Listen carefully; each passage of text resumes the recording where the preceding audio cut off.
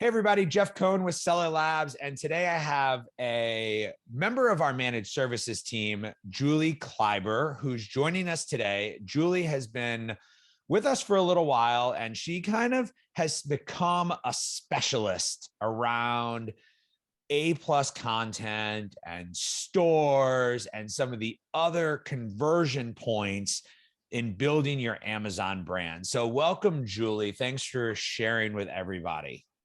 Thank you, Jeff. It's nice to be here, and I'm excited to talk about A+ content and storefronts with you. Awesome. So let's just kind of jump right into this. And like the question I love to ask people is like, you get to see a lot of A+ content. A lot of people come to our team and ask us to maybe revise their content or to recommend content for them. What mistakes do you think people are making with A+ content? Yeah, so one of the biggest mistakes a seller can make is not having A+ content whatsoever, which we do see often, which is why sellers may come to our team for help and assistance. But really, A+ content overall makes your listing a lot more dynamic. It makes you stand out against the competition. So if you are a brand registered seller, you should definitely take advantage of it. A couple common mistakes that your A+ content might get denied if you do are adding guarantees or unverified claims. So you cannot do that. You cannot mention pricing promotions or anything about shipping details. And you can't add links that refer to other websites. So these are a couple common mistakes that sellers may make when making A+ content, and something you should always avoid because Amazon will deny it.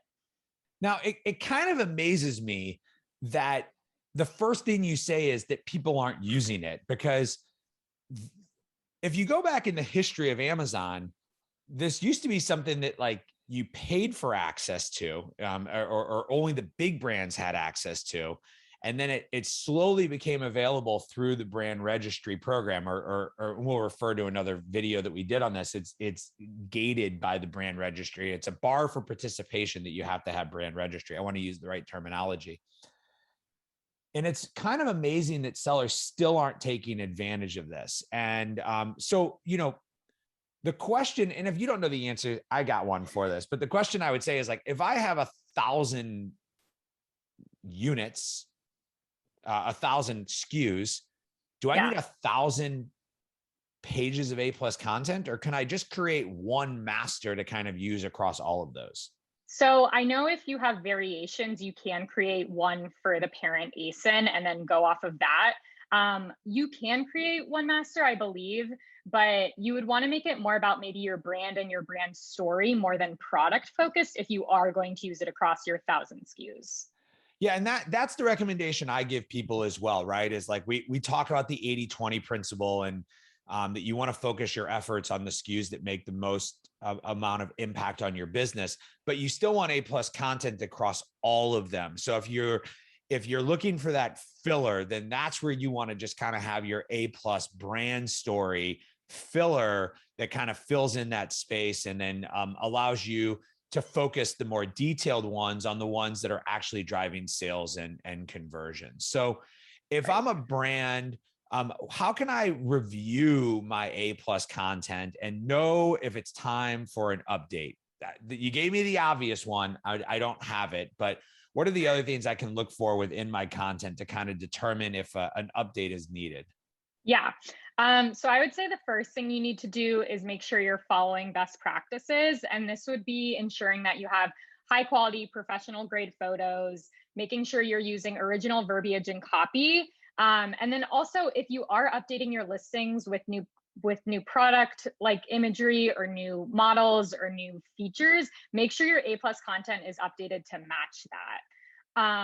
Another thing you can do is research your competition and really see what they're doing that you're not doing. Are they comparing their models? Are they comparing their sizes, their weight, etc.? Do they have those are they utilizing those comparison charts? And just really see what they're doing, measure your landscape, and make sure that you're keeping up with the competition. And third, don't set it and forget it, because that's like the worst thing you can do. Again, like I said at the beginning, if you're updating your listings with new photos and new imagery and maybe a video, make sure you're updating your A+ content to match. Yeah, that's interesting. You said measure the landscape. I might steal that terminology. I like that one.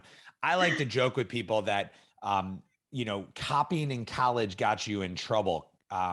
Now it's a form of flattery, right? So don't Right. necessarily copy your competition, but you want to model after your competition. I think that's a great tip, is like, you want to know if your A plus content is up to snuff, see what your competition is doing and see if they've evolved theirs.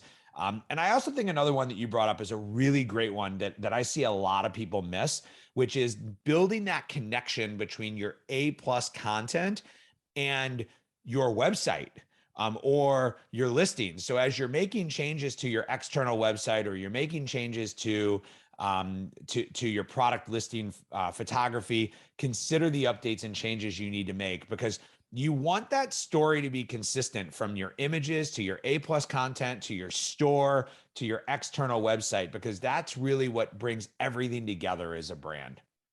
Yeah, for So sure. Amazon has released the ability for A/B testing. Have you had any experience with this? How can this be useful for brands?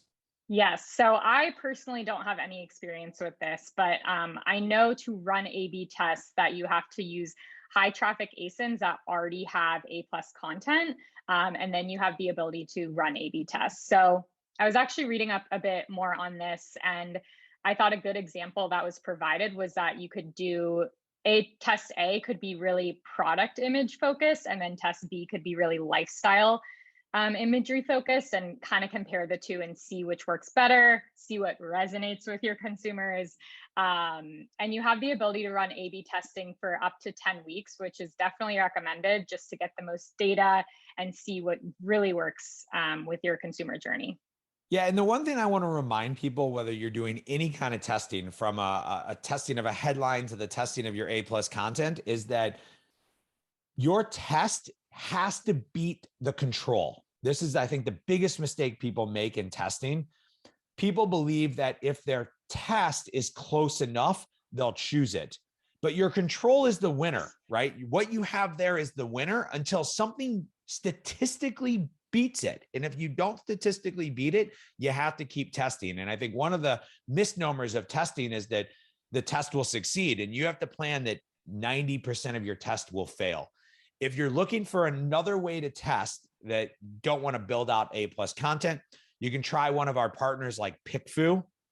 And the beauty of PickFu is you can put two images up and you can get people to tell you which image they like better, or you can test packaging, or you can test messaging. And it's a great way to get instant feedback. Whereas if you might not have enough traffic on Amazon to be getting true A/B testing feedback. Now, we talked about A plus content as kind of the beginning of this piece, but there's a lot beyond A plus content. What have you found to be useful beyond A plus content in telling your brand story? Yeah. So my number one answer for this is definitely storefronts. I actually have the privilege on the managed services team on helping building out storefronts for our managed services clients, which I love to do. So definitely, if you are brand registered, take the advantage, build a storefront, and use it to your advantage. Great benefits to this is just showing your entire catalog on one unique page. You can also have the opportunity to tell your brand story, show what you stand for, show all of your products. And one thing I love about storefronts is that competitors can't advertise on your storefront. So consumers are on your catalog and they're not seeing any other products, they're not seeing any competitors, which they might see on your listing. But storefronts are just unique to you and your brand. Yeah, and I think that as Amazon continues to evolve, we're starting to see the follow button. We're starting to see beta testing around messaging to people that are following you and post. And it's clear, it has been clear for a number of years, that the brand and the building of your brand on Amazon is each of these levers along the way. And in many of the videos that I've recorded for this and for other sessions altogether, we talk about that Amazon's success is from pulling these different levers. The one lever doesn't make that massive of a difference. So you have to have A plus content if you want to improve your conversion. Mm-hmm. You need to have a store. You should be doing posts. You should be doing frequently bought together. These are all things, virtual bundling. These are all things that we've talked about in these different videos that start to come together to build your overall brand and your brand presence. And each of them make a slight difference in how you can succeed on the Amazon marketplace. Julia, thank you for joining us today. I appreciate it. Thanks for sharing your information. If you want to have your storefront checked, or you want to talk about your storefront or your A+ content, reach out to Julia and our managed services team. They'd be happy to take a look and give you some feedback on that. So thanks, everybody, and keep enjoying the content. Thank you.